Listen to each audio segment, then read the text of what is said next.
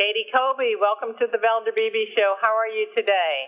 I'm so great. It's so great to be here. Thanks for having me. Well, thanks so much for having me. Katie, you know I'm located in Dallas, Texas, and you've got some specific information for us for businesses across the nation and some that will apply to those in Texas. Let's Yeah, get started. Go ahead. sorry, I didn't mean to cut you off there. But yeah, absolutely. So, we just kicked off our 7th annual Neighborhood Faves Awards program, which is such a special awards program. It's really designed to highlight and focus and uplift and really celebrate those incredible local businesses that really, really make us who we are. And so the voting just kicked off today, actually, June 1st. It's going to run through the entire month before we tabulate the winners. And there is a number of different categories, over 20 different categories available for all sorts of businesses, whether you might be a coffee shop or a hardware store or a bookstore, a brunch place. There's so many different places for people to go on and vote for. And in particular in the Dallas area, one of the most recent Neighborhood Faves winners was a place called Brahms Burgers. Have you ever been there? I don't know. It sounds familiar. There's so many places in Dallas, Katie, and I've been here 30 years. I think I've tried to eat everywhere, though. I mean, that's fair. And Dallas is a very, very big city. So for those neighbors who are near Brahms Burgers, thank you so much for voting. You definitely are putting them on the map. We also have neighbors who love Norma's Cafe, if you've ever been there. Oh, I've been to Norma's Cafe. I got that one. Okay.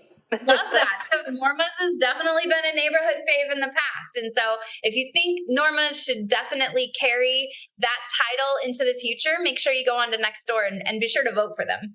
I want my audience to know that Katie Colby is the head of community at Nextdoor. So she's given us an opportunity to have a say in what's good and what's best. Katie, in what ways have local businesses been impacted by, maybe recent events? We've just gone through the pandemic. There's always something going on.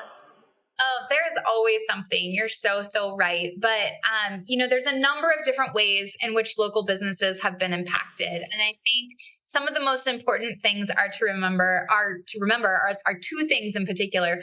One is that local businesses, smaller businesses tend to have more limited budgets, right? So they don't always have as big of the advertising dollars as some of the other big guys do out there.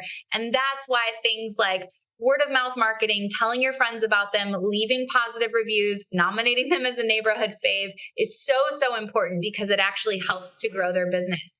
And the reason why we should care about helping to grow these businesses is because when our local businesses thrive, our neighborhoods thrive.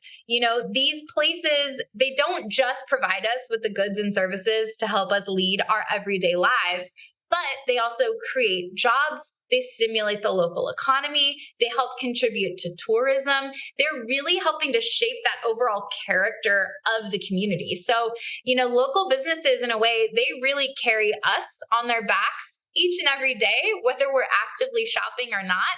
And so that's why it's so important for us to return the favor, to help them grow their businesses, even if we're not shopping there, but just by providing a free word of mouth recommendation, it'll do wonders.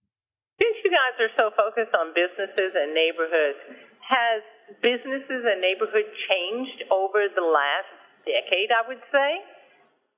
Oh, I think definitely businesses and neighborhoods have changed. Our platform has definitely changed. And what we're really focused on right now is making sure that businesses and neighbors can really connect with one another. Obviously, now compared to 10 years ago, online shopping, it's so, so important. But we also have to balance that with the fact that it's also really critical for us to make sure, we're walking down Main Street and we're picking up that cup of coffee or picking up those items at the local store that we need as well, just to make sure that we're balancing it out.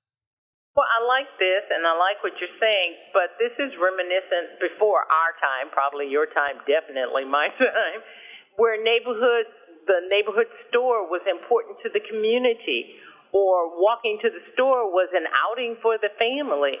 So is neighborhood really trying to help us understand that?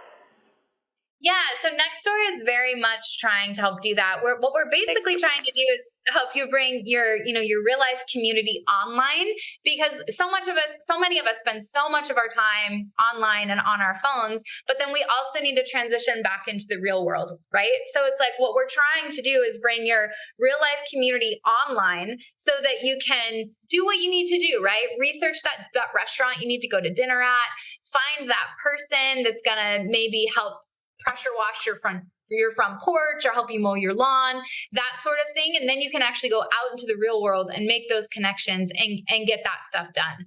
But it is, I think, especially too, coming out of the pandemic, I know that at least for me, my local businesses have really kind of struggled with getting that foot traffic back. And so what I'll do is I'll share with you a little stat. A few years ago, we found out that if you know at least 6 people in your neighborhood, and you don't have to be best friends with them, right? This can just be as simple as like the person at the coffee shop who makes your coffee in the morning, right? But having 6 familiar faces in your neighborhood, that's it, can help to reduce feelings of loneliness, social isolation, disconnection, all of those challenging physical and mental health problems that we've been experiencing as a result of the pandemic. Getting out into the world, getting to know your neighbors, saying hi to the same people when you're out on your day-to-day walk is really, really important. So I think that's just something to remember and hopefully help motivate some folks to kind of get outside and go say hi to some people. I like that, and this is just in time for summer for people. This could be your summer project. I love this. Where do we go and get more information? So for more information, you'll want to visit nextdoor.com/faves, FAVES.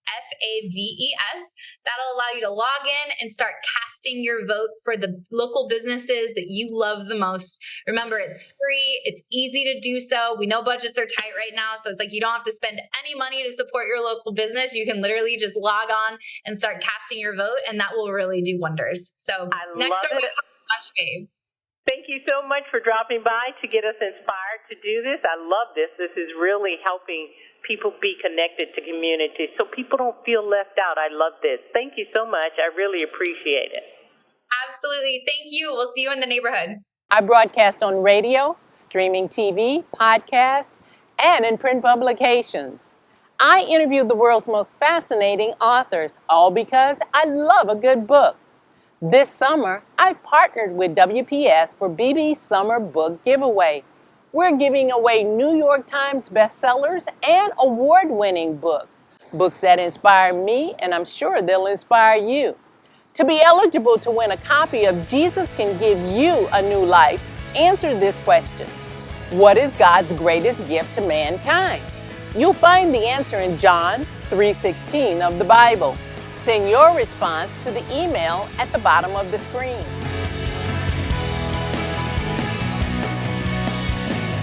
I'm Valder Beebe, and I'll see you for the next BB Summer Book Giveaway.